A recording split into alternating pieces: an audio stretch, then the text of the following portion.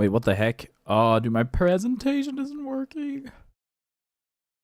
Come on. Oh, why, dude? Why am I? Okay, I'm in a weird ass. I'm in a weird ass view. Don't be deterred by it. It's fine. It's fine. Let me just set everything up. This is such an issue. It's always so troublesome. Anyhow, welcome back everybody to Esports Roundup. This time on a Sunday because I didn't have time on Friday and I didn't have time on Saturday. I would say let's just get right into it. Starting with the PGL RMR 2024 Americas. Of course, this is the qualifier for the major in Copenhagen. And this is how things turned out. We have qualified Furia Esports, Imperial Esports, Playing Gaming, Complexity, and I've never heard of them before, Legacy. Alright, and then below are all the teams that are eliminated. MAD, Team Liquid,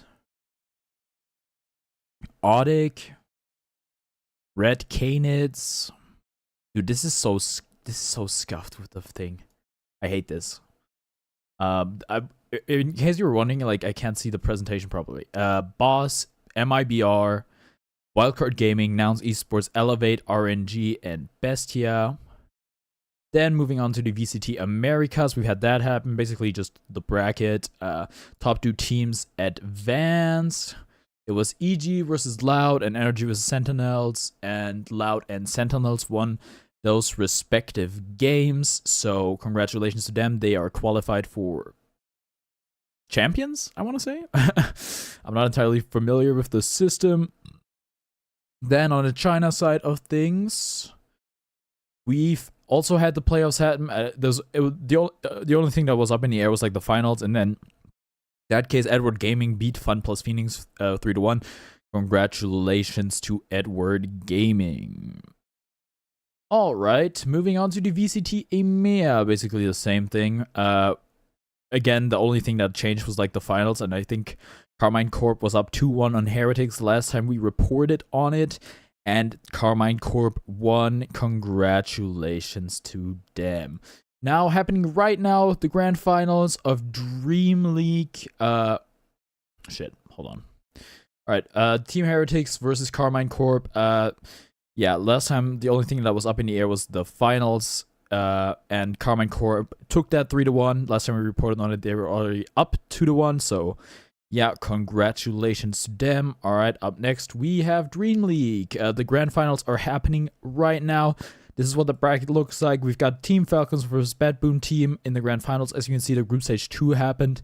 The teams that moved on were Falcons, Bad Boom, Team Spirit, Extreme Gaming, and the teams that were eliminated were Gaming Gladiators, OG, Shopify Rebellion, and Aurora.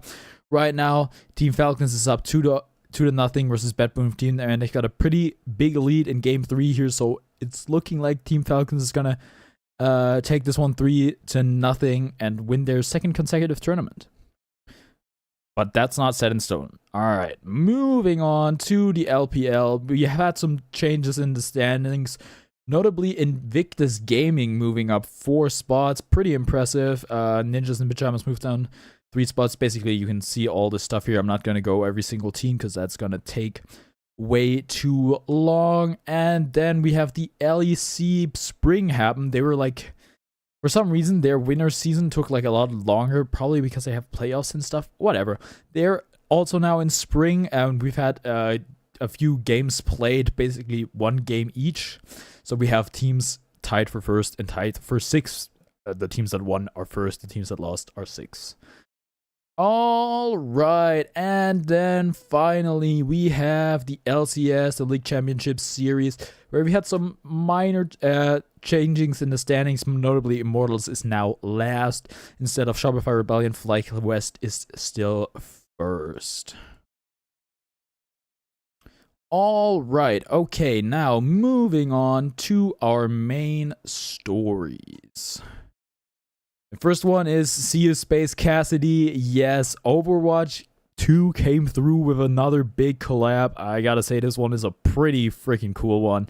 As a big fan of the anime Cowboy Bebop, they've collaborated with Cowboy Bebop, and yeah, I think it's 5 skins. It's Spike Spiegel as Cassidy, Faye Valentine as Ash, Ed as Sombra, Jet as Moga. I've never heard of that character before, must be new, Moga. And Ein as Wrecking Ball. In case you guys forgot, like me, I remembered once I saw it, but Ein is the dog in the anime Cowboy Bebop. Yeah, I think Cowboy Bebop, I mean, this is an esports podcast, right? But I thought, we're a little bit thin on stories, and this is gaming related. Overwatch esports is still a thing, believe it or not. We actually have another story coming up about that. And I think it's just really cool. It's not, Fortnite didn't do this, and no other like big collab gaming event was able to land Cowboy Bebop or One Punch Man, as a matter of fact, until like Overwatch did it. And yeah, they're actually pushing the boundaries. And this is like these are some skins where it's like, dude, I don't play this game. I played a bit, but I was like, hey, I might buy this, So yeah, great collab. Good job, Blizzard, I guess. All right, moving on to topic number 2. Solo's Dota 2 hours got leaked, and it's a bit of a doozy. Actually, he probably doesn't even have the most hours out of all pro players. It's just it got shown on stream how many hours he has. It's 42,000 hours. And I was like, that's not so much. That's not so much. I mean, I've got 6,000 hours in that game. It's like, 42,000 hours. You're a pro player. It says, people say you need 10,000 hours to master anything. It's like, okay. But then somebody put that in perspective for me on Twitter. Someone is like, that is about 5 years of time. 5 whole freaking years. That would be about a fourth of my life. Now, Solo, he's a little older. He's 33 years old.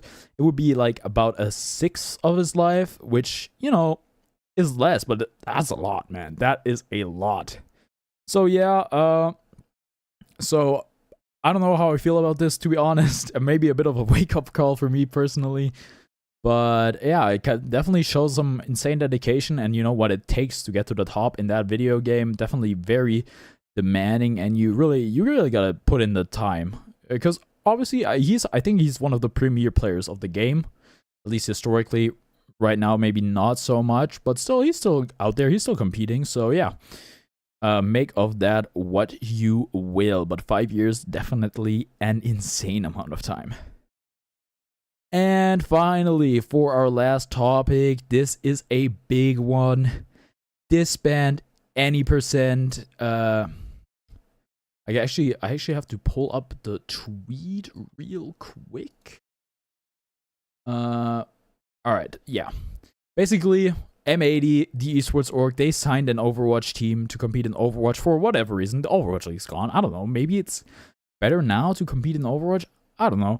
Anyhow, after they signed that team, very shortly after they signed the team, some Discord logs surfaced of one of their players. That would be S9mm, maybe S9mm, like the gun.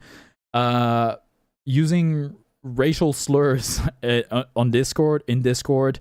So he got kicked, and then shortly after, the whole team got dropped.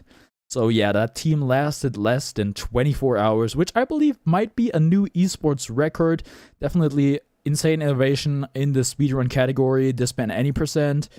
And yeah, what else is there to say? Really, they have a new Overwatch team. I've already looked at, they're competing in some other tournament, completely new team. So yeah, that team did, as a matter of fact, get dropped completely. Maybe they used the same coaches or something. I don't know.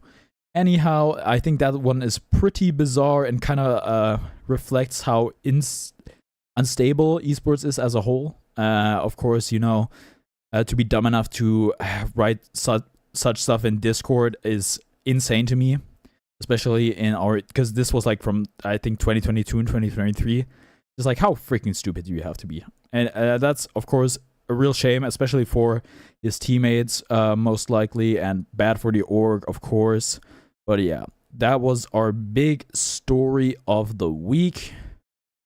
I am just going to end stream and start a new one because it's easier than setting up everything. Thanks for tuning in to Esports Roundup. Yeah, on a Sunday this time. And I will see you next time.